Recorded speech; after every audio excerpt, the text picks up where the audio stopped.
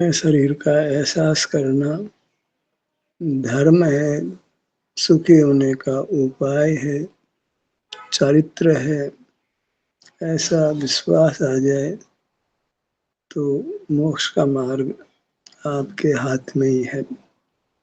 सुखी होने का उपाय आपके हाथ में ही है, क्योंकि सब जीव अपने शरीर का एहसास कर सकते हैं।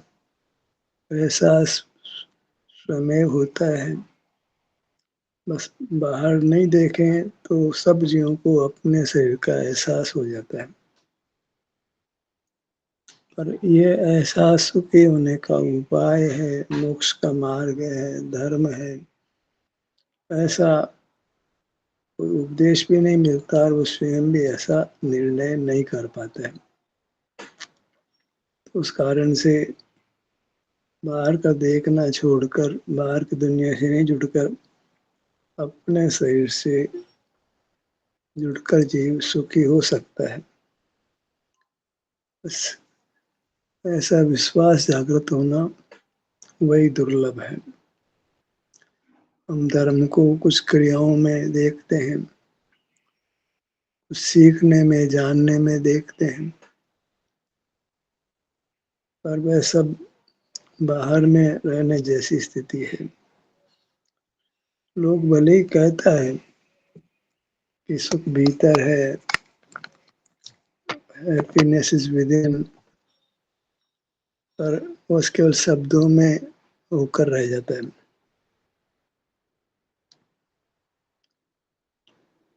सही रूप से मैं हूँ, ऐसा विश्वास भी जागृत नहीं होता, क्योंकि शरीर की परिभाषा कुछ हमने और दे रखी है। जो मूर्त है, इंद्रिय गोचर है, वह हमारा नहीं है। बस इतना ही हमने शरीर का अर्थ लिया है। जो अनुभव में आ रहा है शरीर के, वही मैं हूँ, वही मेरा स्वरूप है, वही सुख का बना हुआ है। उसका एहसास हम जब चाहे तब कर सकते हैं और सुखी हो सकते हैं। ऐसा श्रद्धान प्राय उदित नहीं होता है, और धर्म ग्रंथों में भी इसका कथन स्पष्ट रूप से नहीं मिलता है। इतना मिल जाता है कि मंदिरों में, तीर्थों में धर्म नहीं है। धर्म हमारा स्वरूप है, सुख हमारा स्वरूप है, पर शरीर में अपना कोई सभी कोई नकारता है। शरीर में अपनापन नहीं करना चाहिए। शरीर मिट्टी का बना है, पुद्गल का बना है, हमारा नहीं है, ऐसे ही देशना बलवान रूप से रहती है।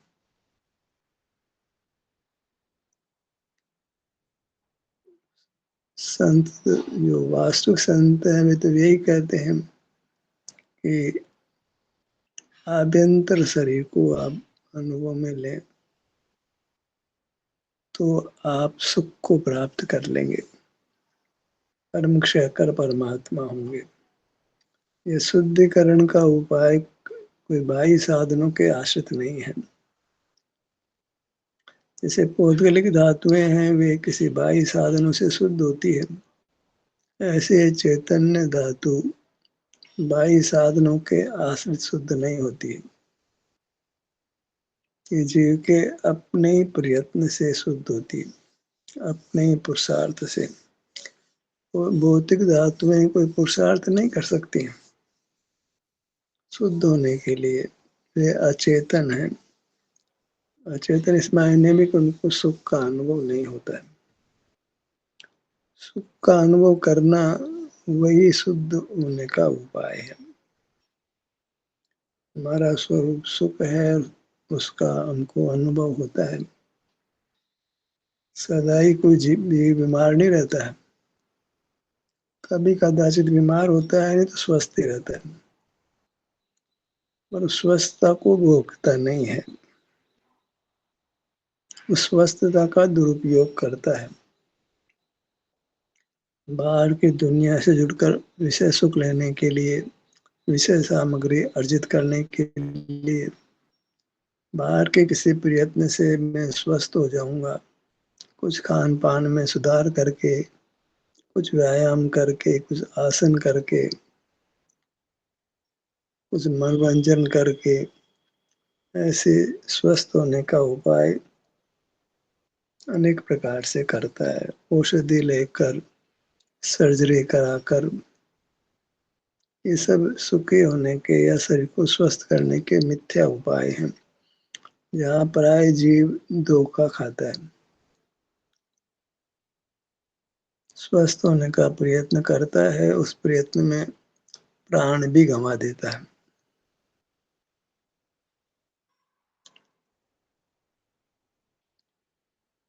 हमें यह मजबूती से निर्धार करना है कि शरीर रूप से ही हम हैं, शरीराकार होने से शरीर रूप से हैं, बस शरीर हमारा अमूर्त है। और वहाँ एक सुख का संवेदन हमें स्वाधीनता से मिलता है।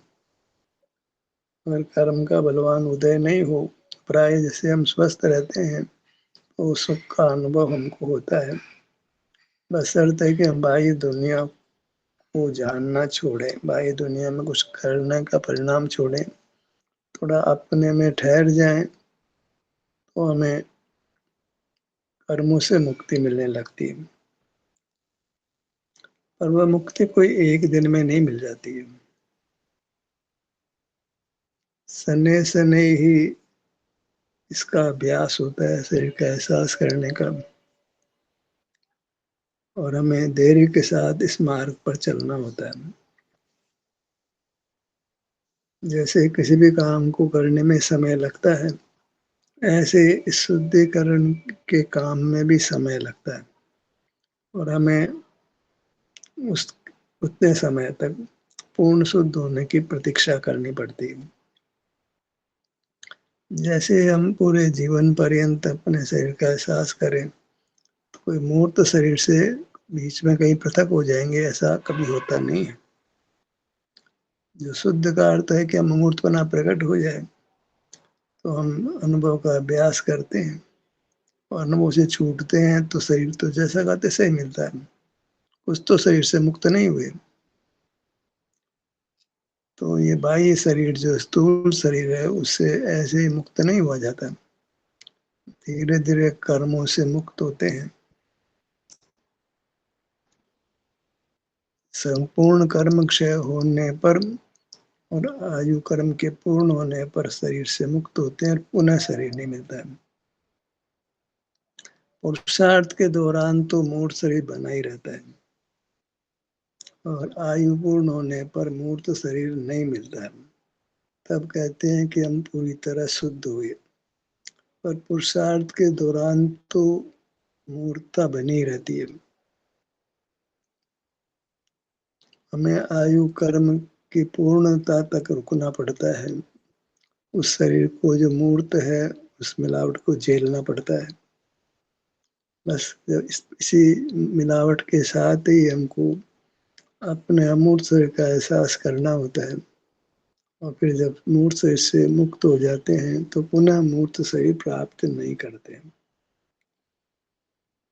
तो अशुद्धि तो पूरे पुरुषार्थ के दौरान रहती है, मूर्त की मिलावट तो पूरे पुरुषार्थ के दौरान बनी रहती है। इतना हमको धैर्य रखना होता है, और कर्म के निर्जरा तो कोई होती भी दिखाई देती नहीं है। हाँ, ये कर्म मेरे से पृथक हो रहा है, तो निर्णय कैसे हो कि शुद्धि हो रही है, कर्म की निर्जरा हो रही है, तो केवल इतना कि हमको शांति होती है, कुछ मोक्ष मार्ग प्राप्त होने का एक विश्वास जागता है। बाहर ही बाहर नहीं जीते, कुछ अपने शरीर का एहसास करके जीने लगते हैं। नहीं तो जीव बाहर ही बाहर जीते जीते आयु पूरी कर लेता है। एक जीवन में परिवर्तन आता है जब हम बाहर जीना छोड़कर कुछ अपने शरीर का एहसास करने रूप जीते हैं, जिसको हम भीतर जीना कहते हैं। बाहर तो सारे जीते हैं, बाहर की उपलब्धियों में जीते हैं, बाहर से सुख पाने का प्रयत्न करते हैं, कुछ उनको सुख लगता भी है, इच्छा अनुसार कुछ कार्य हो जाता है तो सुख लगता भी है, बीमारी मिटकर स्वस्थ हो जाते हैं तो सुख लगता है। पर ऐसा निर्धार हो जाना कि शरीर का एहसास करना मुक्ति का मार्ग है, सो बहुत दुर्लभता से होता है। मैं देव दर्शन करूंगा, जीवों की रक्षा से बरतूंगा, सत्य बोलूंगा, चोरी नहीं करूंगा, ब्रह्मचर्य से रहूंगा, परिग्रह नहीं रखूंगा, नंग दिगंबर हो जाऊंगा तो कर्म क्षय हो जाएंगे। पर ऐसा तो बिल्कुल नहीं है। कर्म क्षय का कोई रास्ता दूसरा ही है, और वह रास्ता जो सोचा भी नहीं था कि शरीर का एहसास करना ही मुक्ति का मार्ग है, वही मार्ग हमको अपनाना पड़ता है। और वहाँ ये भी हम देखते हैं कि कोई ज्ञान बढ़ गया हो, ऐसा भी नहीं होता कि अवधि ज्ञान हो गया हो, मन पर ही ज्ञान हो गया हो, केवल ज्ञान हो जाएगा कैसे माने, कैसे विश्वास हो जाए। और वास्तव में केवल ज्ञान होता ही नहीं है, वहाँ तो सुख ही होता है। जो सुख होना प्रारंभ हो जाता है, जब हम शरीर का एहसास करना शुरू करते हैं तो सुख होना शुरू हो जाता है। तो ज्ञान की बढ़वारी तो नहीं होती है, कोई शारीरिक बल की बढ़वारी भी नहीं होती है, कोई विचार करने की शक्ति बढ़ जाती हो, कुछ बोलने की शक्ति बढ़ जाती हो, काय बल बढ़ जाता हो, ऐसा कुछ नहीं होता है। और फिर भी हमको विश्वास करना होता है कि हम सन्मार्ग में हैं, मोक्ष मार्ग में हैं। बाहर का विशेष परिवर्तन नहीं होता है, बलात् परिवर्तन कर लें वस्त्र बदल करके कि नग्न होकर को तो कोई मोक्ष मार्ग है नहीं, कर्म छूटता हुआ दिखाई नहीं देता है। फिर भी हमको विश्वास होता है युक्ति और अनुभव के बल पर, खास तो अनुभव के बल पर हमको विश्वास होता है कि जब हम अपने पांव से मस्तक तक रहते हैं तो एकदम शांत स्थिति बनती है, कोलाहल मिट जाती है, इंद्रियों की, मन की, विचारों की, बोलने की, काय चेष्टा करने की, सब कुछ सामान्य सा स्वास्थ्य जैसा होता है।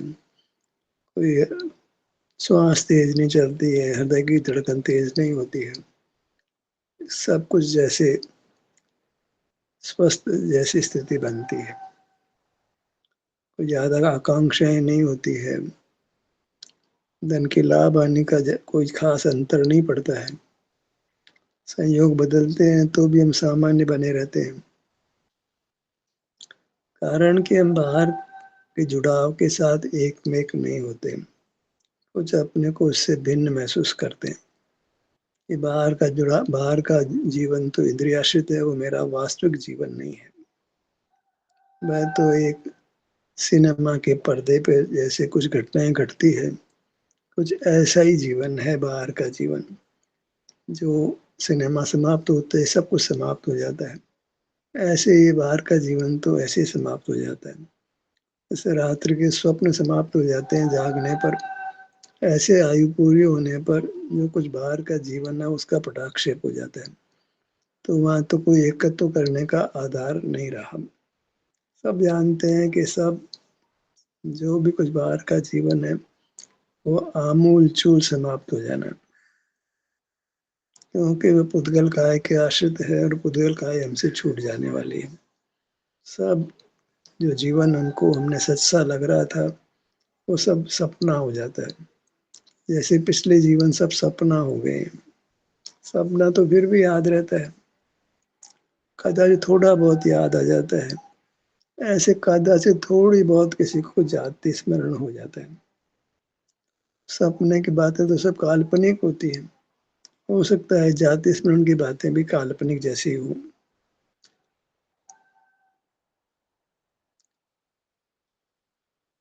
हमें न भूतकाल में जीना होता है न भविष्य में जीना होता है, हमें तो एक क्षण में जीना होता है।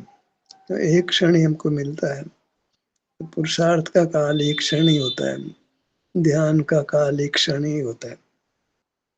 दो क्षण साथ आते ही नहीं कि 2 क्षण में ध्यान कर लें। एक क्षण आता है, ध्यान करते हैं, उस क्षण का व्यय हो जाता है। फिर एक क्षण आता है, उस क्षण हम ध्यान करते हैं, उसका व्यय हो जाता है। 2 क्षण हमको एक साथ मिलते ही नहीं है। तो 2 क्षण की बात करना भी वाजिब नहीं होता है। हमें बस वर्तमान में अपने शरीर का एहसास करना होता है। और वह एहसास किया जा सकता है बशर्ते कि उसको हम अपना स्वरूप माने, मोह का प्रबल उदय नहीं हो और थके हुए नहीं हो, बहुत अधिक गरिष्ठ भोजन नहीं किया हो। ऐसी स्थिति में अपने शरीर का एहसास जीव सुगमता से कर सकता है। और ऐसे क्षण बार-बार आते हैं जब उस शरीर का एहसास कर सकता है। उस क्षण का वह लाभ ले और अपने शरीर का एहसास करे, तो वह कर्मों के बंधन से सने-सने मुक्त होकर परमात्मा हो सकता है। अनंत काल के लिए अपने को सुखी कर सकता है। अब इसमें कुछ शास्त्र ज्ञान का कोई रोल नहीं होता है। शास्त्र ज्ञान प्राय जीवों को भटकाता ही है। बहुत सारा शब्दों का परिग्रह पैदा करता है। और जो मूल मार्ग है अपने शरीर का एहसास करना, वह प्राय शास्त्रों में नहीं मिलता है, क्रियाओं में नहीं मिलता है। दुर्लभता तो रहती है, सुलभ होकर भी देशना उससे ठीक विपरीत मिलती है। क्रिया करने की कि ज्ञान करने की कि शरीर से परत्व करने की। इस कारण से बहुत प्रयत्न करने पर भी, बहुत स्वाध्याय, बहुत धार्मिक क्रियाएं करने पर भी हम मोक्ष मार्ग को नहीं पाते। और अगर पा लेते हैं तो फिर प्रगति होती है, परमात्मा भी मिलता ही है। फिर आकुलता करने की जरूरत भी नहीं है। आकुलता मिटती ही है। भले ही निरंतर वो अपने शरीर का एहसास नहीं कर सके, पर शरीर का एहसास करना प्रारंभ हो जाता है। उसमें अंतराल पड़ता है, गैप आता है और उत्तरोत्तर वो गैप कम होता जाता है। हम चाहेंगे अभी गैप समाप्त हो जाए, तो अभी समाप्त होने वाला नहीं है। गैप रहेगा और हमें उस गैप के साथ जीना होगा। वृत्ति बाहर आएगी, राग आदि की प्रवृत्ति होगी, बाहर में हर्ष विषाद होगा, सब कुछ होने वाला है। बस ये है कि बीच-बीच में स्वसंवेदन के क्षण आते हैं और फिर शीघ्र-शीघ्र आते हैं और कर्म की निर्जरा फिर शीघ्र-शीघ्र होती है। और ऐसे में हम कर्म से पूरी तरह खाली भी होंगे और फिर पुनर्जन्म नहीं होगा, परमात्मा अवस्था रहेगी। बस शरीर में जो अनुभव में आता है उसमें अहमपना करना है, ममकार करना है, ये मैं हूँ, ये मेरा है और ये सुख का बना है और उसके अलावा किसी और से नहीं बना है, केवल सुख का बना है। यह अनेक धर्मात्मक या अनंत धर्मात्मक नहीं है, केवल सुख धर्म का धारक है। और हमें वास्तव में एक सुख की ही कामना होती है। सब जीवों को जो भी अन्य कामना होती है वह भी सुख के लिए ही होती है। जो स्वभाव होता है उसकी कामना होती है, वो निरंतर बिना प्रयत्न के होती है, बिना उपदेश के होती है। ज्ञान की कामना तो उपदेश से हो जाती है। भाई बहुत ज्ञान हो जाए तो हमको नौकरी मिल जाएगी, लौकिक काम हो जाएंगे। पर स्वाभाविक रूप से जो वांछा होती है वह स्वस्थ होने की होती है, सुखी होने की होती है। वही जीव का स्वयं का स्वभाव है और स्वास्थ्य है वो शरीर से जुड़ा है। कहीं शरीर के बाहर स्वास्थ्य नहीं होता दुनिया में। वो शरीर का स्वास्थ्य हमारे अपने अमूर्त शरीर का स्वास्थ्य है और वह साथ बंधे खुद का शरीर का सहकारी है, साथ चलता है, वो सहचर है, वो दो पटरियों की तरह समानांतर चलता है। हमारा स्वास्थ्य बिगड़ता है तो पुद्गल का स्वास्थ्य बिगड़ता है, पुद्गल का स्वास्थ्य बिगड़ता है तो हमारा स्वास्थ्य बिगड़ता है। दो बच्चे जुड़वा पैदा हों तो एक चलेगा, दूसरे को चलना पड़ता है। कोई बचाव नहीं, कोई तरीका नहीं, जुड़े हुए आपस में। एक छतरवा नहीं होने पर भी जुड़े हुए हैं। अरे कपड़ा एक छतरवा हमने पहना नहीं है तो भी हम चलते हैं तो कपड़ा चलता है। कोई कपड़े को खींचे तो हमको भी खिंच के जाना पड़ता है।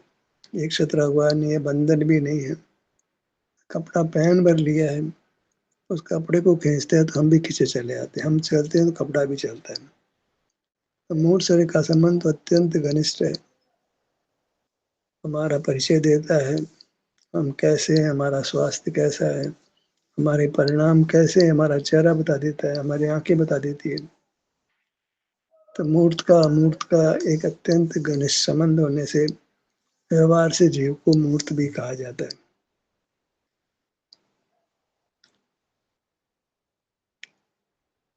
शरीर रूप से तो हम व्यवहार से नहीं, निश्चय से ही है। आकार शरीर आकार होने से निश्चय से हम शरीर हैं, उसमें उपचार नहीं लगता है। शरीर में हम शरीर रूप से ही रहते हैं, मूर्त शरीर से रूप से नहीं रहते, अमूर्त शरीर रूप से रहते हैं। ये निर्णय बार बार दोहराते हैं, ये सिद्धांत बार बार दोहराते हैं, क्योंकि ये निर्णय होने पर फिर स्वतः ही शरीर का एहसास होने लगता है, बिना विशेष प्रयत्न के अपने आप ही होने लगता है। कुछ प्रयत्न से करते हैं और ऐसा श्रद्धा नहीं हो तो बहुत ही यत्न करने पर भी हम शरीर का एहसास नहीं कर पाते। एक एक मिनट में बेचैनी होने लगती है और जब हमको निर्णय बराबर हो जाता है तो बिना यत्न के ही हम शरीर का एहसास करते हुए रहते हैं। तो हमें निर्णय तक तो पहुंचना ही है। उस निर्णय तक पहुंचने के लिए हम ध्यानाभ्यास करते हैं, बार बार अपने ध्यान को अपने शरीर के विभिन्न अंगों पर लाते हैं। काहे के लिए लाते हैं? तात्कालिक सुख तो मिलता है पर एक बड़ी उपलब्धि कुछ और होती है कि हम निर्णय तक पहुंचते हैं, एक सम्यक ज्ञान तक पहुंचते हैं। जब दर्शन मोह का उपशम हो जाता है, मोह जो भ्रम है वो नष्ट हो जाता है, शांत हो जाता है। धन से सुख होगा, मैं पर का करता हूँ, पर का भोगता हूँ, पर को जानना मेरा स्वभाव है। अनेक प्रकार के भ्रम जो हम अनादि से पाले हुए हैं वे इस ध्यानाभ्यास से गलते हैं। एक दिन में नहीं गल जाते पर गलना शुरू हो जाता है, बिना शास्त्र पढ़े हुए। बाहर शास्त्र पढ़ के भी हम शब्दों में तो कई बातें जान लेते हैं पर वह जीवन का स्वरूप नहीं बन पाता है। वो एक स्कूल कॉलेज की पढ़ाई जैसा हो जाता है। शरीर का संवेदन करते हैं, इसको हम ध्यानाभ्यास कहते हैं। तो वह भ्रम है वह नाश को प्राप्त होता है, बिना शास्त्र के आलम्बन के, बिना शब्दों के आलम्बन के, बिना गुरु की देशना के अनुभव से ही ब्रह्म नाश को प्राप्त हो जाता है। सब मिथ्या मान्यताएं ढल जाती है और वृत्ति समय फिर ध्यान रूप होने लगती है, शीघ्र शीघ्र ध्यान रूप होने लगती है। और इस क्रम में हम परमात्म पद को भी पा लेंगे। ध्यानाभ्यास करना बहुत जरूरी है, समझना भी जरूरी है, देशना भी सहाय हो जाती है। और ध्यानाभ्यास भी कारण बनता है। दो कारणों से दर्शन मोह नष्ट होता है। एक तो हम शरीर का एहसास करते हैं, दूसरा युक्ति का प्रयोग करते हैं। युक्ति के प्रयोग में भी विषय ग्रहण नहीं होता है, इसलिए बंध नहीं होता है, तो हम शुद्ध होने लगते हैं। कर्म की निर्जरा तो होती है, नूतन बंध नहीं होता है। युक्ति के प्रयोग में कोई उत्कल विषय का नहीं ग्रहण करते, वो ज्ञान ही है, लेकिन वह ज्ञान भी विषय ग्राहक नहीं है, अपने स्वरूप का चिंतन करता है। तो वहाँ इंद्रिय ज्ञान, इंद्रिय सुख नहीं होता है और नूतन भले निर्जरा नहीं होती, नूतन बंध नहीं होता है। इसको हम कहते हैं इरियापत आश्रव कहो, जहाँ मन से विचार होता है अपने आप ही, पर कोई मूर्त विषय ग्रहण नहीं करते हैं।